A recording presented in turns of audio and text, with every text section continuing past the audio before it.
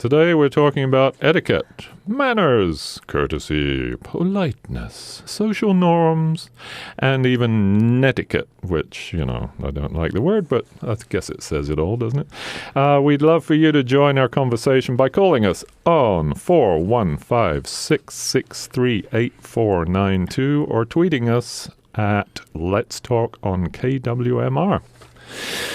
So this topic was actually suggested to me by a very good personal friend who has children of her own who are in their 20s, and we're seeing the different etiquette norms that are happening. I guess I have to preface this whole thing by saying that all three of us are of a certain age. We're a generation that grew up without cell phones, and so it's not really one of those shows about these kids today. They got no idea. But there is a certain amount of that because we're sort of mystified by this whole, especially the netiquette thing. I was sitting in the station house one day. I keep telling this story because it was just so jarring to me. And there were four, maybe 30-somethings sitting around the corner of the bar there, and I was talking to people at a table, and I just couldn't believe that the whole time they were there, they were all on their phones. They were not talking to each other. They were all texting. Maybe they were texting each other. Who knows? I don't know. That's part of it. And Mark Dowie sent an email saying he was in a cafe in Mendocino, and there's a sign on the window that says, "No Wi-Fi. Leave your phones at home. Pretend it's 1995. Come in and talk to people who are here." So that sort of is kind of the spawning of this subject. Etiquette could be seen as sort of the quashing of human, I don't know, the formalization of human interaction, right? And in the past, it's been you could say that it's been sort of holding down personal. That's interesting because coming from the Deep South, when I was raising my son here in Marin and San Francisco, it was very jarring to me to see how lacking in training the other parents were as far as teaching the children basic manners. I mean, they taught them to say thank you, but there were. When I was teaching the kids, like, you can't just, don't eat like an animal with your hands. You're in first grade, use a fork, or just certain etiquette rules, or like when I would be out with the kids on a field trip, things that I would expect them to do. And so some of the other parents said, you're so strict about manners, you're squashing their little spirits.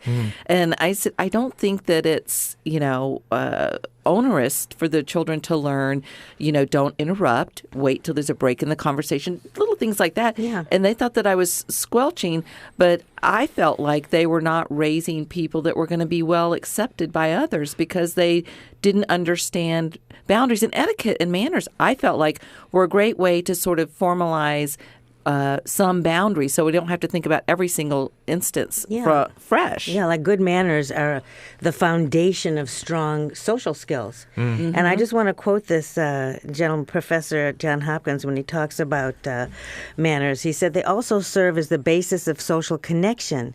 In fact, some experts theorize that manners were around in the caveman era. Without them, we wouldn't be nearly as advanced as a species. The rules of good manners are the traffic lights of human interaction. He says he's I guess he's a civility researcher, and I love that. He told the Washington Post that they make it so that we don't crash into each other in everyday behavior. The truth is, we're better communicators when we're polite. Actions like looking into someone's eyes when we talk and being a good listener fall under the practice of good manners. And you don't see that. You see them all looking at their phones. Right. I have to admit, when I talk, I don't always look into people's eyes. I'm one of these people who kind of looks around the room while I'm talking. I don't know what that is, but my husband does that. And I'll say to him, if it's an important conversation, I'll say, "Please look at me while I tell you this." And he looks like a deer in the headlights, like, "Okay, I'm looking. Oh my God! Like I'm not Medusa. You're not going to turn to stone if you look at me in the eyes." Right. And so there are obviously anthropological roots to etiquette. It's all about living in community. We're communal animals. We we evolved in tribes and communities.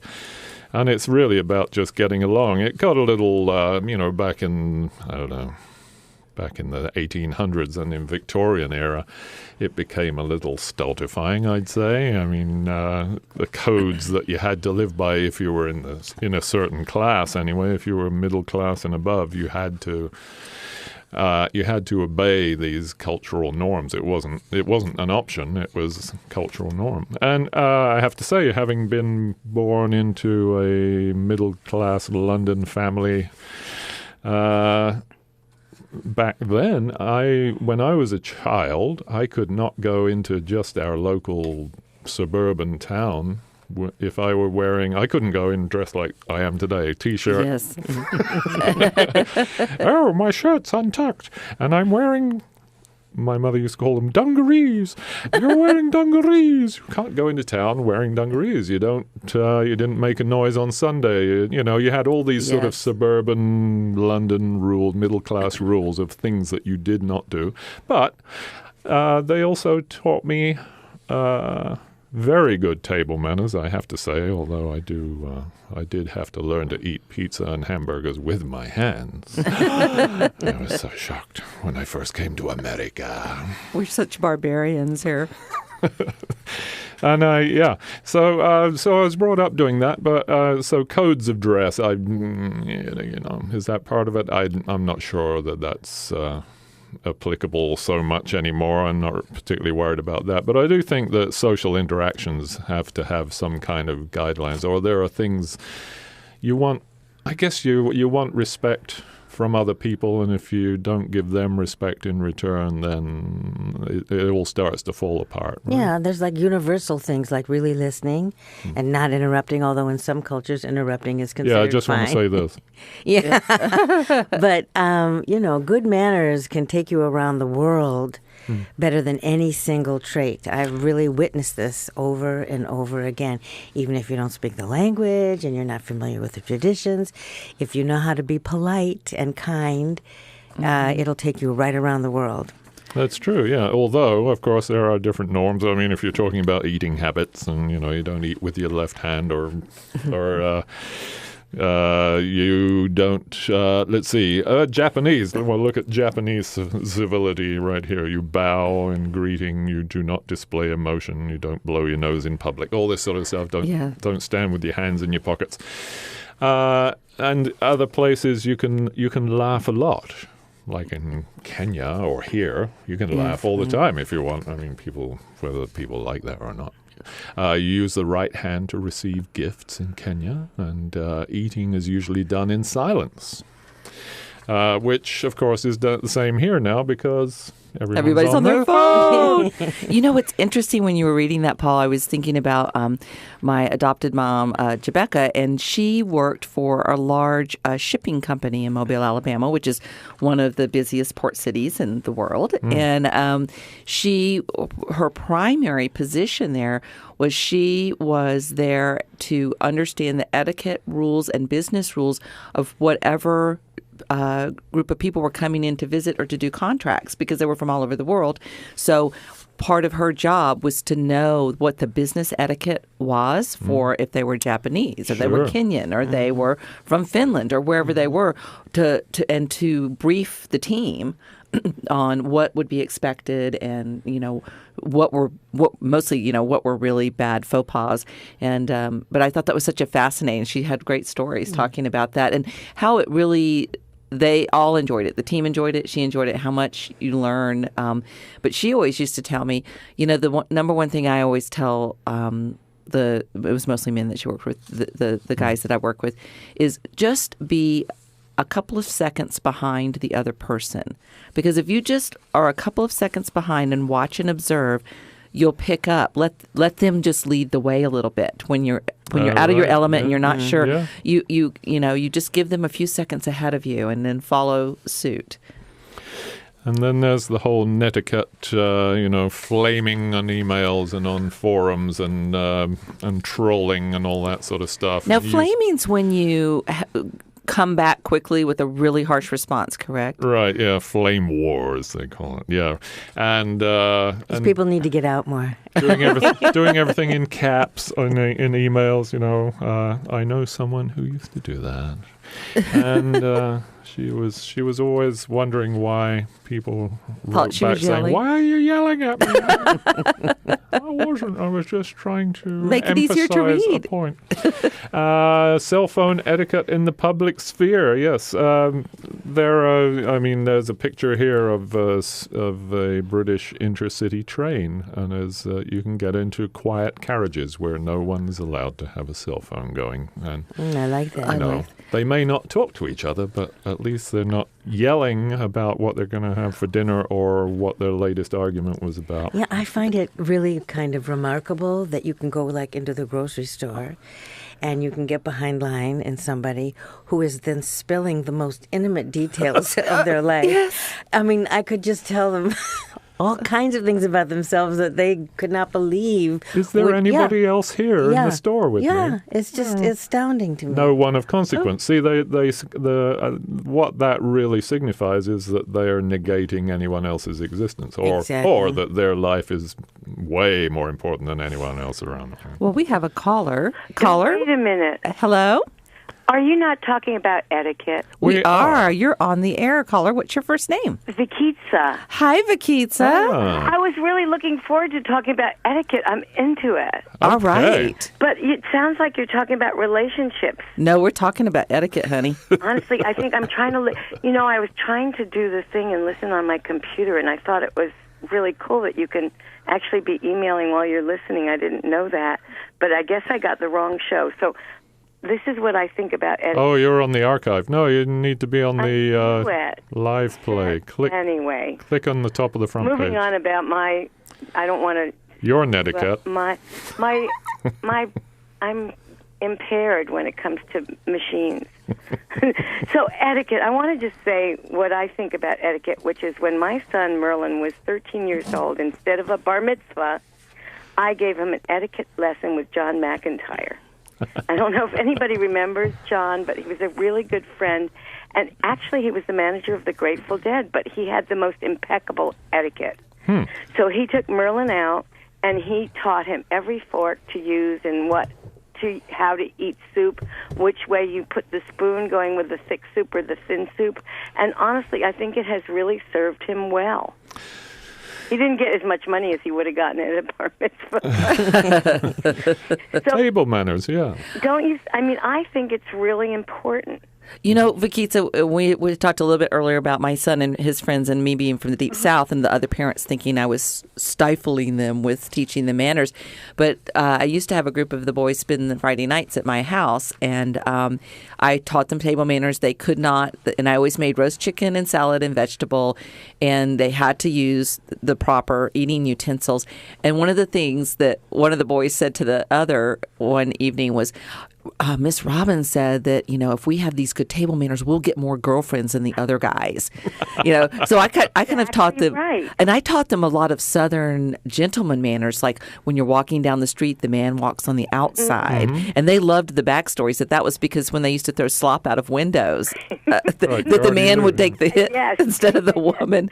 And now, my problem with etiquette is I interrupt people, and I know it, and I'm trying to work hard. We weren't going to say that, Vikitsa. Right? Are you going to say that? No, we weren't. Oh, thanks. But I know. I'm aware, but as the director of the Dance Palace Camp, I make sure that on Alice in Wonderland Day, the Queen comes, and every kid gets to they all make a salad that looks like a little Alice doll out of a peach and a hard-boiled egg with raisin eyes, and they have to escort the Queen, serve the Queen, talk to the Queen and tell them what life is like here.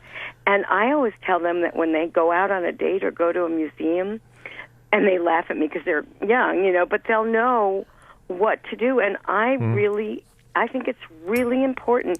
And we actually even do it in Spanish. We have a little where the fork goes and everything, a little lesson plan so that they can go through it. I mean, camp is really fun, but I do believe that it's even more fun when people are nice and polite to each other. I do too. And you feel better when people are nice and polite too. You feel better I know. if you're nice and polite. And as far as the dating etiquette, I love that and I miss that. I think it's wonderful when a man gives a woman that kind of respect. It kind of makes up for the lack of respect we get in the culture. And I think that men who are aware of that and treat their women like that, they do better. Well, I mean, why wouldn't you? And really, even formats of way of speaking, I think, is a kind of an etiquette that I appreciate. So I appreciate that you're doing this show, and you appreciate that every kid that goes to the Dance Palace camp will be polite and a great citizen. I think it's wonderful you're doing that. Well done. Thanks, Vakisa. Thanks, Vakisa. Hey, thanks for listening. I'm sorry. I'm going to straighten myself out right now. Honestly, I just got back from New Orleans last night. I'm kind of wiped. Okay. Well, welcome Thanks for home. calling in. That's great. Oh, it's really I think it's really important. I want people to do that. Yeah, so thanks. thanks for doing it. All right. All right, I'm signing off. Bye. Bye. Thank you. So yes, saying thank you. That was one of the reasons for doing this show. Some waitress told me that let's say younger people don't thank waitresses anymore, servers and waiters. I've heard that from friends of mine as I've well. noticed that as young well. people don't. Pardon me, my allergies. Don't say thank you when they put down their drink or bring them the extra bread, and I just find that really that's like the minimal that you teach a 2-year-old to say thank you. Yeah. Well, it's just the help, It's just the help. We don't have to talk to people on a lower status than us. And I'm curious if It that's could just be obliviousness. Do you know what I mean? I think it's It isn't oblivion, yeah. It's Yeah. not necessarily entitlement, although I do think that's a factor, a big factor. But it's also the distraction factor, the distraction. the lack of connecting. Yeah. Because if you really connect and know my server is a human being working and giving me, I think if you were more aware, because I know when I first met my husband Andy, first of all, he was a Yankee, so as a Southerner, I'm going like, oh well, you can't expect a lot of manners out of a Yankee, but but Andy didn't have as many. He had great table manners and that kind of thing, but sort of the connection manners. He's got that engineering kind of focused mindset. So I had to really harp on him about, even still, if he'll say to a wait staff, he'll say, can I get more water, please? Or he'll say, can I get more water?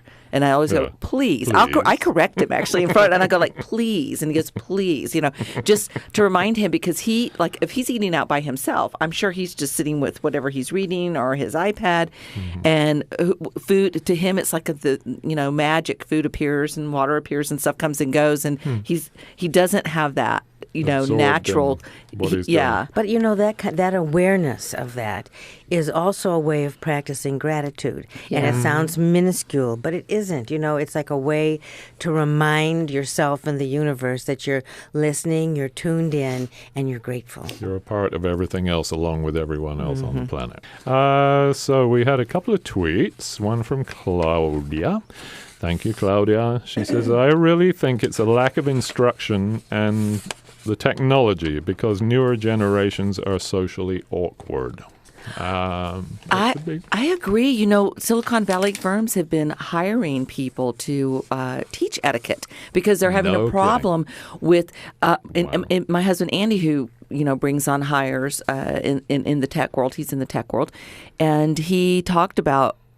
So many times he said, I wish you were running an etiquette class, or can you go to lunch with me and this person? And, that there's just such a lack of social skills and etiquette that they're very, that it means if you're taking, he says, if I'm going into a big meeting to negotiate new contracts with Hewlett-Packard, I don't want that person sitting there, like tapping his hand on the table and kicking chairs. And, he said, it's like I get these brilliant, some of them Ivy League young people in their late 20s, and he said it's like having a 3-year-old as far as their ability to function. He said, I always make sure I take them to lunch.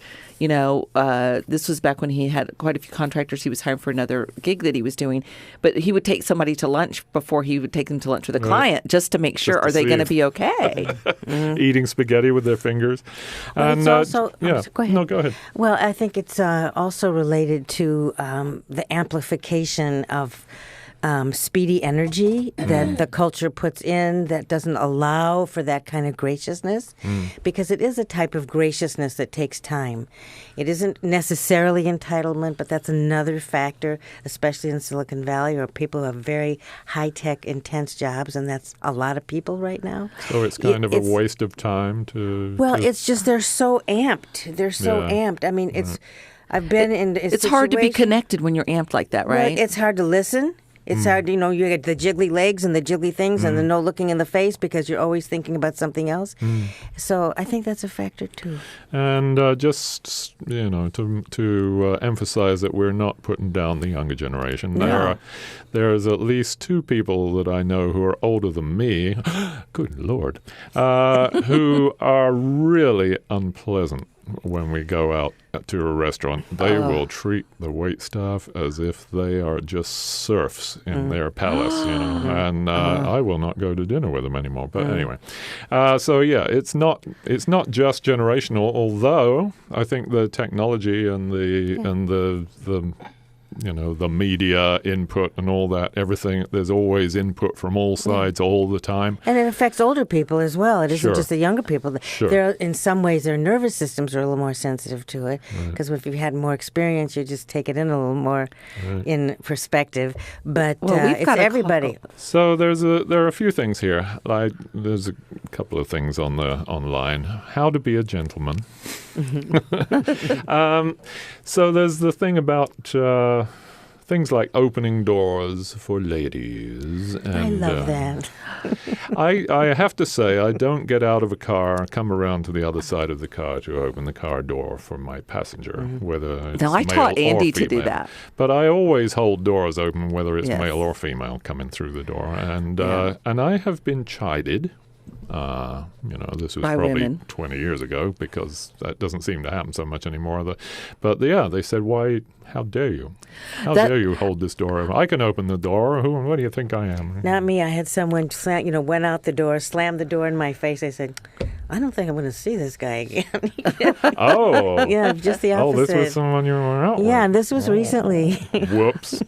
Yeah, I didn't like that because it was the unawareness. Yeah, of course. Yeah, it's interesting because Inattention. when I first started asking Andy if he would do some more sort of Southern gentlemanly type things, like coming around and opening my door, because one of the first times we went out, he got out of the car, we were going into a cafe, and he started walking away from the car.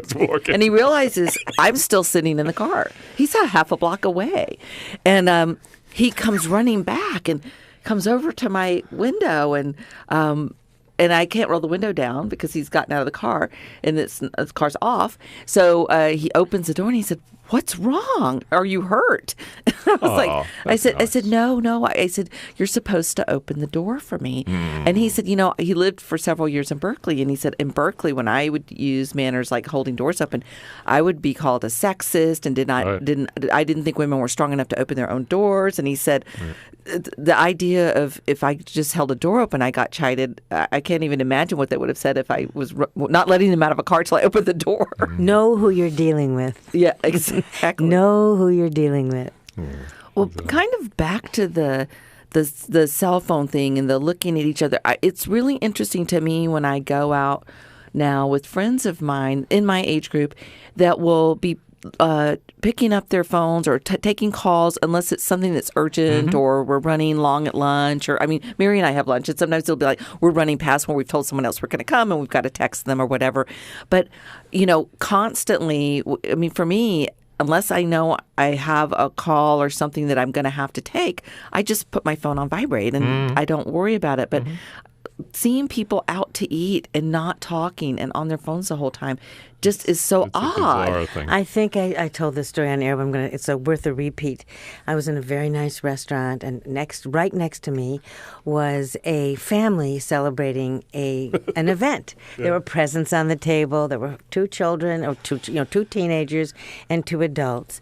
So it was obviously an occasion. All 4 of them were on their phone. I could not believe it. I said, happy birthday, or happy anniversary, whatever it was. But I just find it shocking, really. Well, it's interesting because we have, and I think both of you may have met her, my dear friend Paris, who works at Ensaladas. And she's the bartender there. And so Andy and I usually like to eat if we're going to have dinner. We'll eat at the bar. And she said to me one night, she said, it is so nice to see a couple that's talking to each other. And she was like, you and Andy are always talking to each other as if that was just such a rare thing. It is. You're such a cute couple, is what they always say. And she was saying because the crowd at Ensaladas tends to be more our age group. We're an old crowd there, older crowd. But she was saying that, and she's a young person, and she was like. And so it's interesting to me. My son and daughter-in-law don't, like when we're having events or they're at the house.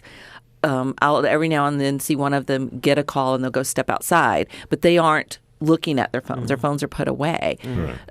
And their friends tend to be that way. So I think there's also maybe little pods of groups that I have are a friend that way. They have a basket by their dinner table when they come. Every family comes in for dinner.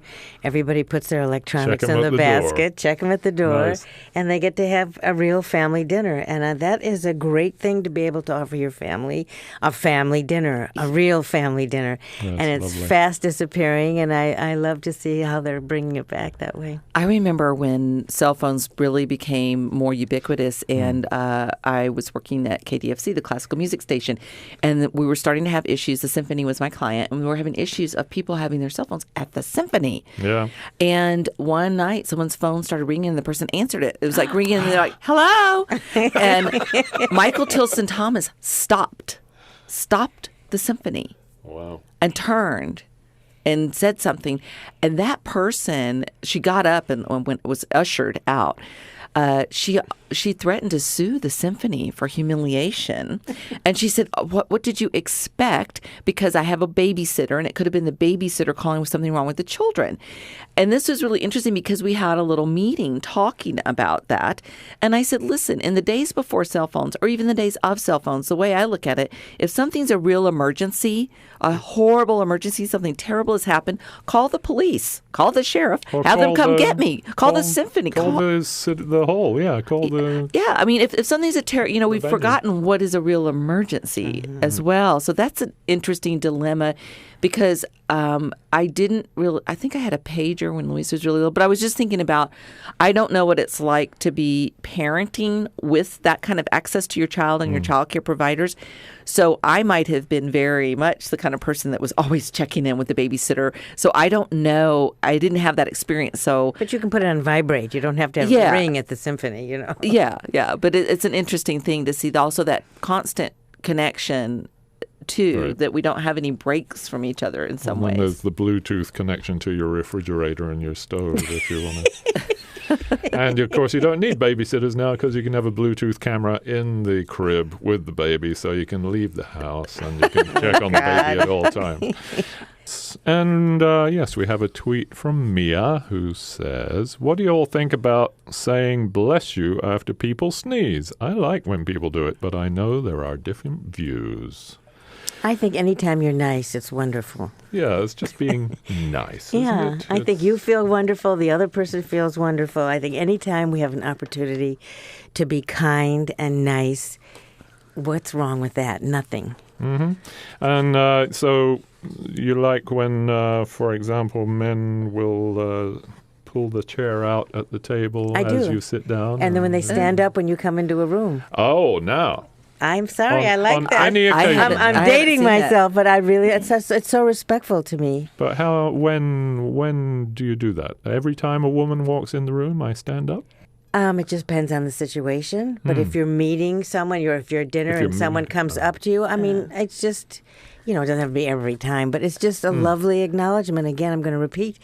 It's a wonderful counterbalance to a culture that is not necessarily respectful of women. I think that's why I like it so much. It's like, well, this person gets it, or this guy gets it, or this man is showing respect. I don't know. I like it. You know, it's interesting because I think you can do it, women as well, because I've seen in business meetings when someone's coming in to say talk and everybody's seated at the table and they enter the room, I always stand up to shake their hand. Yeah, I do too. And I think it's that same sort of sense of, instead of people sitting around, oh, hey, you know, sitting back in their chair, I think that's where maybe that's from, the standing when someone enters the room. It's acknowledging a new presence is joining us, as opposed to if someone's already there and they get up and they go to the bathroom and come back, you don't want to stand up again. Yes, but sort of the standing up to welcome the person into the space. Right, or an older person particularly. We do that with my grandmother, you know. It's like, it doesn't have to be men and women. I just think it's nice that you acknowledge, it's an acknowledgement and a kindness. Well, I have to admit, I could see doing that if I were on a new date, or even a date, just say a date, or if it were a business meeting, or if it were someone I was meeting in a professional way for the first time, of course, then it wouldn't matter if it was a man or a woman. But, I'll have to think about that. Well, we did it I like it in business. You know, when you have a meeting and someone comes in who's new to the group, it's very welcoming.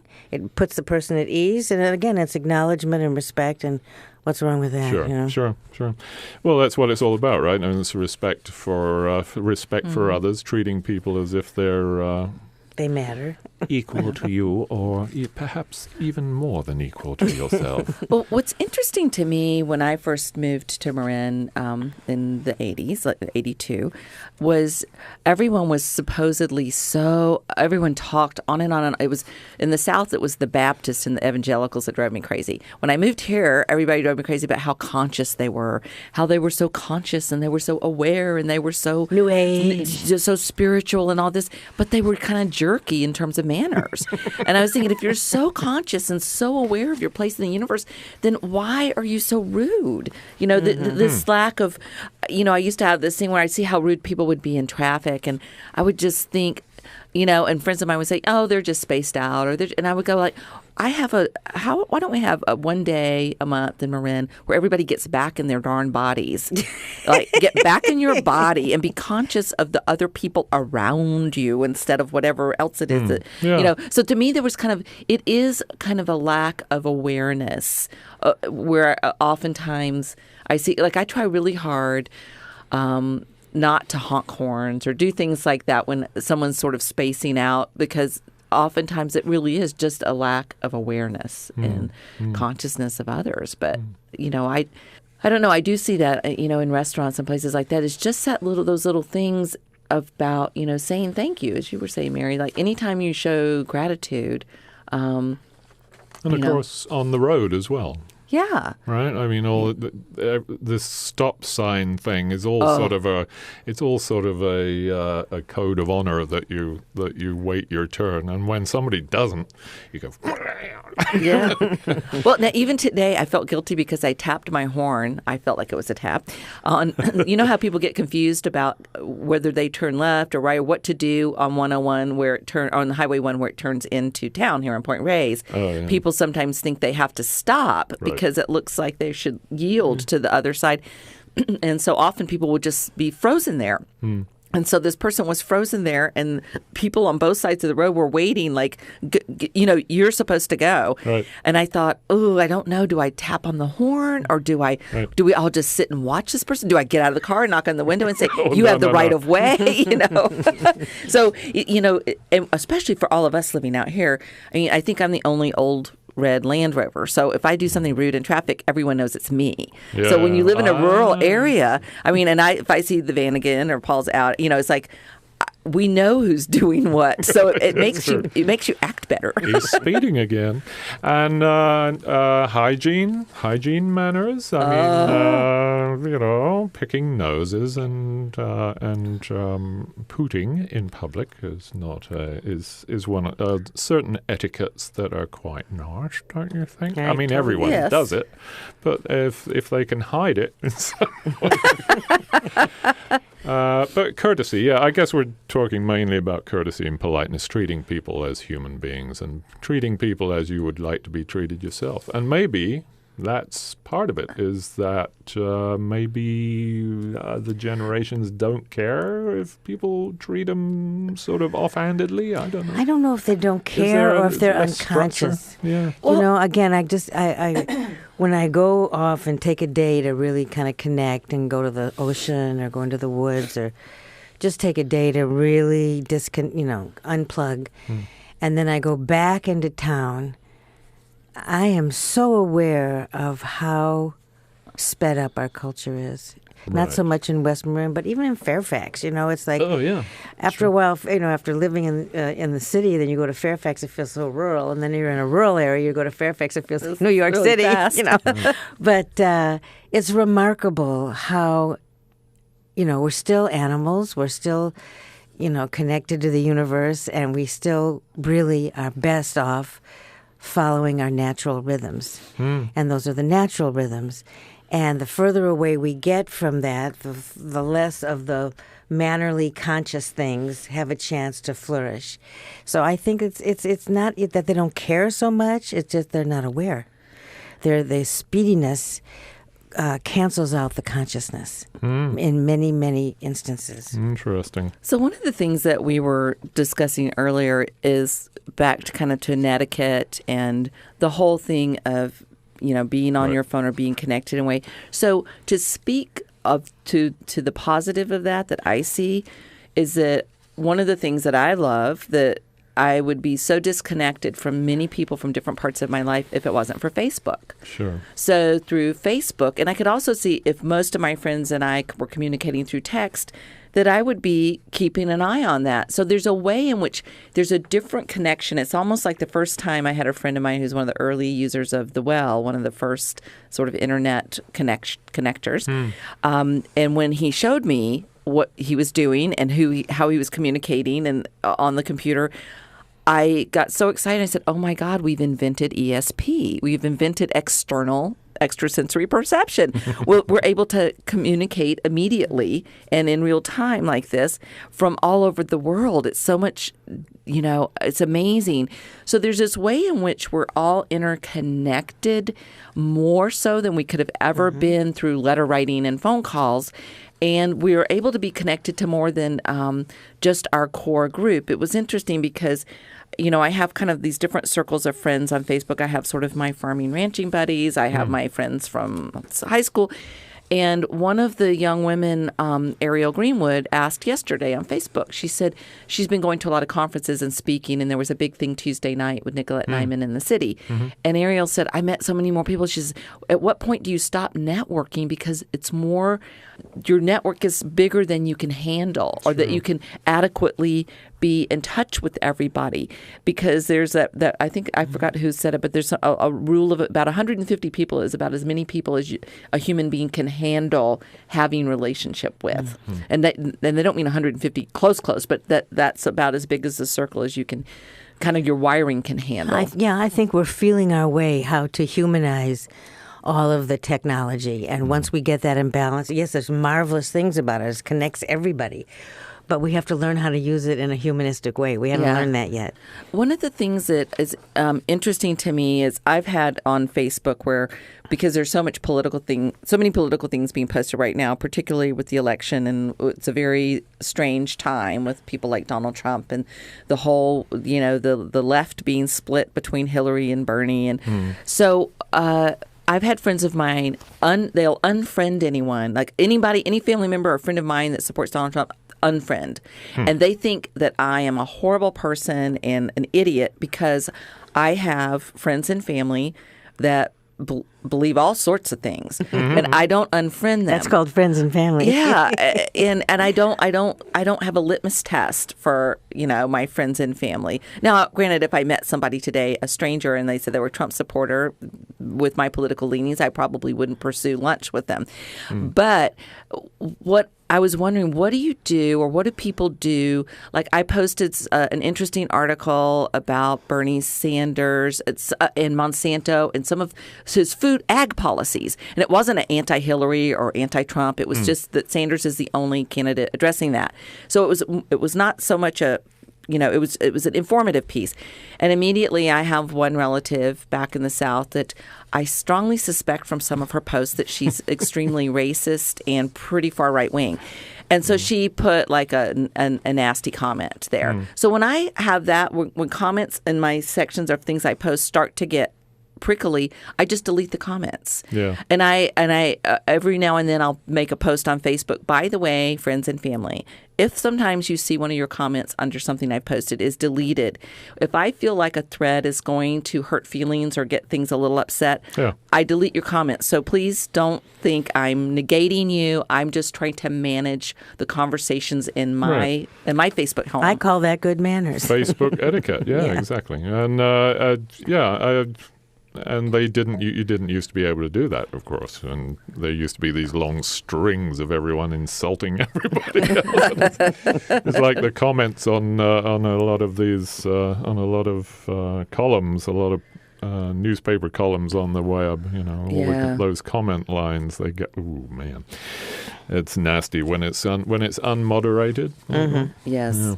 And so. And that's the other thing about the net is that the web is that you're basically anonymous mostly. I mean, except for your circle of people who actually know you, not necessarily who are Facebook friends, but people who know you, they know who you are, but the rest of the world doesn't know who you are. So people, some of these guys are getting away with, some pretty awful trolling and things like that. Yeah, and just insult. They just go online just to insult people, which is...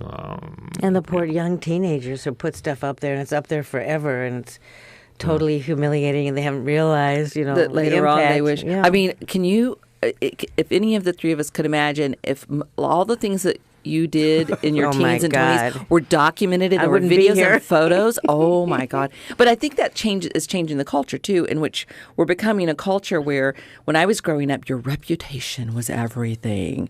And certain girls were called QRs. They had questionable reputations, and other girls were called RRs, which was a ruined reputation. So it meant they could never get a decent husband or never get, and no one should ever marry a girl like that because it would hurt their business career. Because they'd married an RR or a QR. And so, so you were always like, if you do, if you go to the store in a crop top, you'll ruin your reputation. Pretty repressive. Yeah, it was repressive etiquette. It was very much so.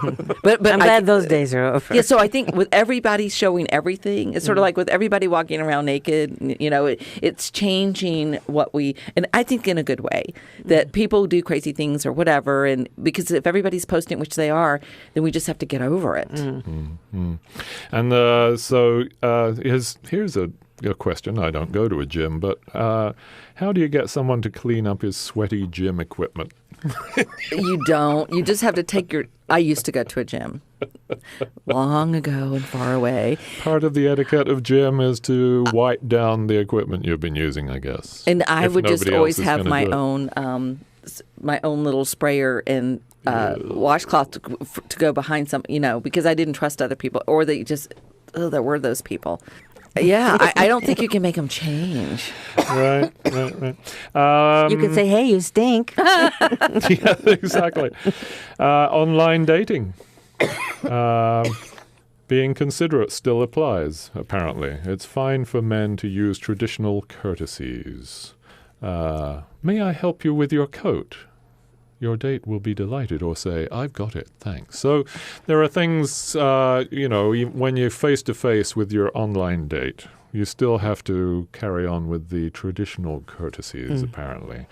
And, of course, again, standing when they come in and But do people even have real dates anymore? I mean... Well... They mustn't they? Don't they? I don't know. I mean, they go more in groups. And if they want to meet up with somebody, they get on Tinder and they just swipe and they go, "You look cute, you're hot, you're available, you're 2 blocks away, okay," and then they just walk over. So, I'm wondering, do people even ask each other out necessarily on dates? Because my son was saying when he went off to read, I would say, "Are you dating anyone?" He goes, "I can't tell." Because we do everything in groups. And he said, and everybody's experimenting with being polyamorous and all these other things. He says, "I don't know if I'm dating anyone." And I said, "Well, do you have a lover?" And he goes, "Well, what does that even imply?" He was saying that the way I had kind of taught him wasn't really applicable when it came to dating and relationships. You sort of fell into them more so. I think that depends where in the culture you live. Yeah. Because I have a neighbor who's getting her daughter's prom dress together and doing all the things we did at 16. So those traditions still carry on, but, it's much more diverse now. Yeah.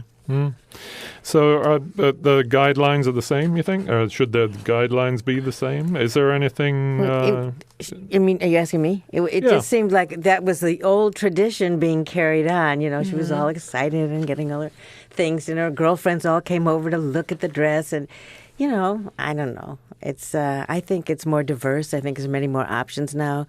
And it's a lot more relaxed. And I think the relaxed is good. Yes. Relaxed is really good. The more relaxed we can be in an amped up culture, right, the better everybody's manners will be. Casual is okay, but there's still occasions when you want to be more formal with your courtesy. Giving up a seat on a bus or a train. Now, again, when was that? Oh, it was when I was on a trip back to London several years ago. And I gave up my seat to a young woman who she had shopping bags with her, and I was sitting on the tube, and, I didn't have to sit down. My stop was coming up anyway, so I just got up and said, "Would you like to take a seat?" She laid into me. Oh, you're kidding. Yeah, what a bloody hell you think I am? You think I'm... Oh, my God. How old do I look? Oh, well, I think you get a kudo for trying. So there's so it becomes a thing where you look as if you were going to get up anyway, and you don't make it obvious that you're giving up your seat for the lady. Well, you just kind of get up and don't make a fuss about it, and there's suddenly a seat about it. If she's going to sit down, she'll sit down, I guess. But I think for elderly people, it's just absolutely mandatory, but no one does. I think if a woman is pregnant, I don't see it that much. Pregnant women are sitting there hanging onto the pole with, some 15-year-old taking up 2 seats. But it just depends. I have to say I don't see it as much as I used to, but I'm kind of, I think once again it comes back to, I think people are sort of wrapped up in their own little worlds and not noticing each other as much. Because when I'm with Andy, in the very beginning, I was more so a nudge about things like that. Or we'd be on the ferry, and it would be a sold-out ferry, or if he had a seat, I would, say, give your seat to that woman or that older man. But I think a lot of it we just get, especially with, I know like with me with the iPhone or the iPad, I'm sitting there reading because I always have, my nose in a book or in something on my iPad. So I think once again, it kind of comes into, especially on public transit, I think you kind of go into sort of a bubble zone of your own. Well, there's this thing about avoiding, certainly in London, it used to be you didn't make contact. You didn't make eye contact with anybody. You don't want to touch anybody on the tube or on the train. No unwanted contact. There's this thing of avoiding eye contact and avoiding contact with other people. And I've never been to New York, but the New York subway, you see a lot of movies and a lot of things, and nobody is looking at anybody else until something goes wrong or something really strange happens, which is wonderful when they start doing those flash mob things on the Oh, I love that. Okay, well, I want to quickly say my biggest pet peeve, which is everybody out there with small children. You are a parent. You are not an observer of what bizarre things your children will do to other people in restaurants. They're not a movie you're watching. They are your children. You popped them out or adopted them or whatever. Do not let them make everyone miserable. Have manners for them that they sit at the table. I have been in nice places. I've been in Brick and Bottle. I've been in places where the children are literally climbing on your table or climbing behind you or bumping into you or grabbing stuff. And the parents are sitting there drinking their wine. And, and Andy went up we were at one really nice bistro, and these parents were having a birthday party, and there were probably about 15 parents in a private room, and they had 6 little boys, about 8 years old, which is old enough to know better than to use the restaurant as a climbing gym. And they were all over, and they were coming out of the private room and coming into the main part of the dining room and literally knocking things off of tables. One kid grabbed something off of somebody's plate. They're second grade boys, and they're in these fancy uniforms for whatever private school they were going to. So Andy went in there and said, "Excuse me, your boys are out there climbing on furniture, breaking things, taking people's food." And he said these about 8 moms are standing there drinking wine, going like, "Yeah, we know, they're boys. What are we going to do?" And Andy said, "I'll tell you what you do. Put down your wine and go parent." He was so hacked off. And they just gave him this dirty look. And I just thought, come on. When you put your children, that is a disservice to your children. Exactly. They're being sent hate energy by all these people. Teach them boundaries. Well, because they're going to think it's going to be okay to be like that in the world. If you can't teach them manners and to sit still for an hour, then don't take them places that they aren't equipped to handle. So that's my little tirade. Yes, dear, oh dear. It was table manners were drilled into me because we didn't go out to restaurants very much when I was a kid. But when we did, we were expected to be well behaved and know how to eat without slurping all over the place. Anyway, there you go. That's my thing for today. That was all about etiquette. Thank you for calling in. Thank you for the tweets. Thanks for the emails. I want to thank everybody listening and the callers. And please tune in every Thursday at 11 because your voice really does matter to us.